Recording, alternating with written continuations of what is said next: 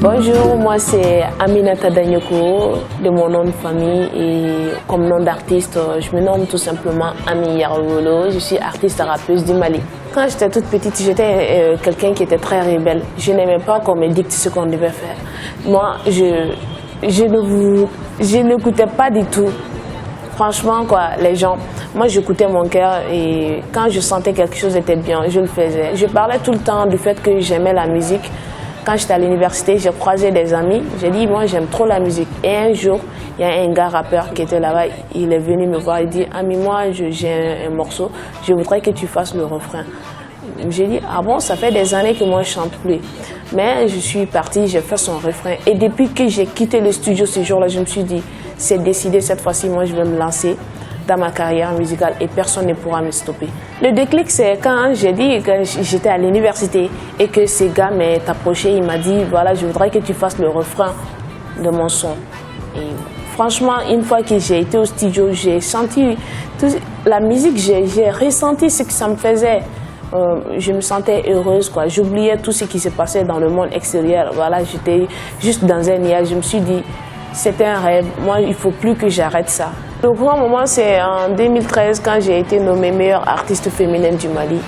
Et quand j'ai remarqué aussi que toutes les rappeuses qui étaient là-bas ont presque laissé tomber le rap. Voilà, il ne restait que moi. Donc, ça a été un grand moment et ça a été vraiment, je dirais même, le coup qui m'a poussé encore à aller de l'avant et à ne pas baisser les pas, voilà, à faire une exception, quoi. Bon, c'est déjà essayer vraiment de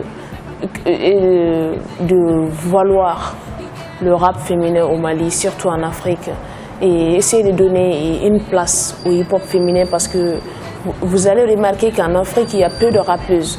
Même ceux qui rappent, après, elles vont changer les caps pour aller dans une autre direction. Voilà, c'est pas toujours facile pour une dame de continuer le rap. Donc moi, je voudrais qu'on arrête avec ça, qu'on arrête avec la discrimination, que les gens arrêtent de se dire qu'une dame ne peut pas rapper. Voilà, je voudrais vraiment que les filles aient leur place dans ce milieu. Je parle un peu sur la vie du ghetto aussi, tout ce qui se passe, voilà, la violence.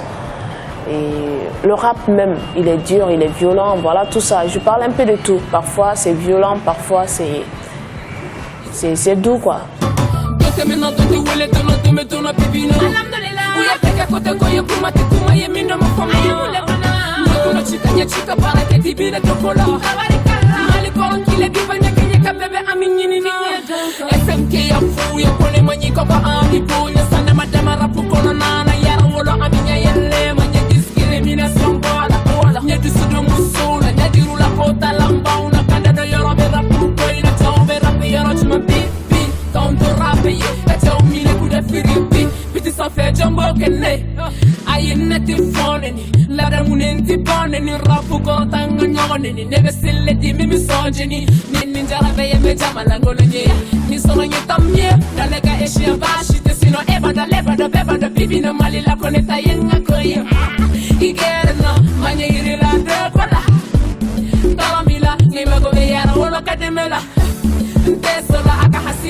J'ai eu le trophée de la meilleure artiste féminin.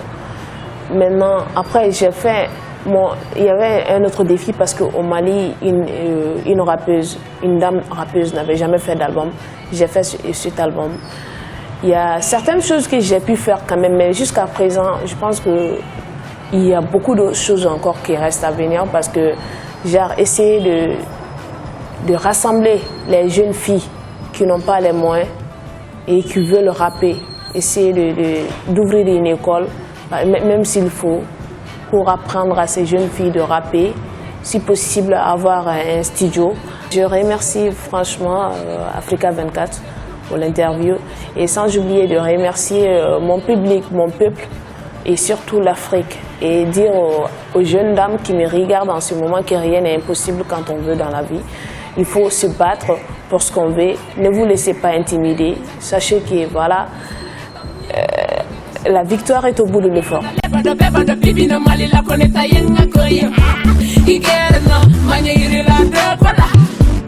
Taramila, ni me go be yara, wolo kademela.